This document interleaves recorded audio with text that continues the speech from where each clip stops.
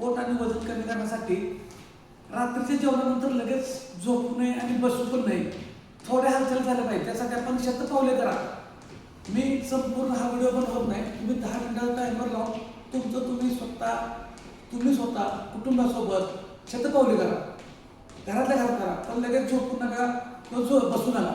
जेवण झालं की आपण बसतो किंवा एका ठिकाणी बसून टी व्ही बघत बसतोय किंवा झोपतो लगेच. त्याच्यामुळे काय होतं, हालचाली कमी झाल्यामुळं पुन्हा जे काही खाल्लंय ते रात्रभर परत आणखी फॅटमध्ये सकाळपर्यंत स्टोअर होऊन जातो, कारण तुमच्या हालचाली काही झालं नाही. त्यामुळं व्यायाम करा म्हणत नाही मी, शतपावले म्हणतोय, शतपावले करा म्हणतोय. आणि मग बऱ्याच वेळा मग कोणतं काय तर म्हणतो त्याच्याकडे लक्ष देऊ नका. तुम्हाला ह्यानं काय साईड इफेक्ट होणार आहे का? काहीच नाही.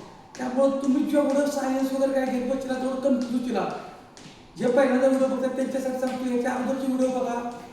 थोडंसं आपण कराडामध्ये आपली शाखा चालू झालेली आहे, त्या ठिकाणी थोडंसं जास्त धावपळ होते. त्यामुळे रात्रीचे व्हिडिओ दररोज जे 10 मिनिटाचे बनवत होतो, त्यात माहिती सांगत होतो, ते थोडंसं खंड पडले. तरी पण आपण प्रयत्न करतोय ते व्हिडिओ बनवण्याचे, आणि ते 100% ते चालू ठेवणार आहेत.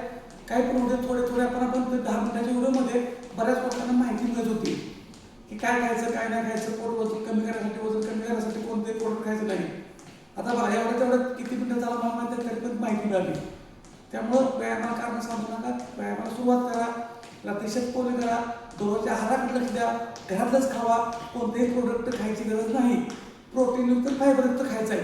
प्रोटीन कमी पडत असेल तरच फक्त व्हे प्रोटीन, ते पण तुमची ॲक्टिव्हिटी जास्त असेल तर घ्या, अन्यथा काही गरज नाही. घरच्या आहारातून प्रोटीन आपण मिळतंय, त्यांनाच वेट लॉस फॅट लॉस करायचं आहे, फक्त लाईफस्टाईल बदलायचे. National follow. धन्यवाद.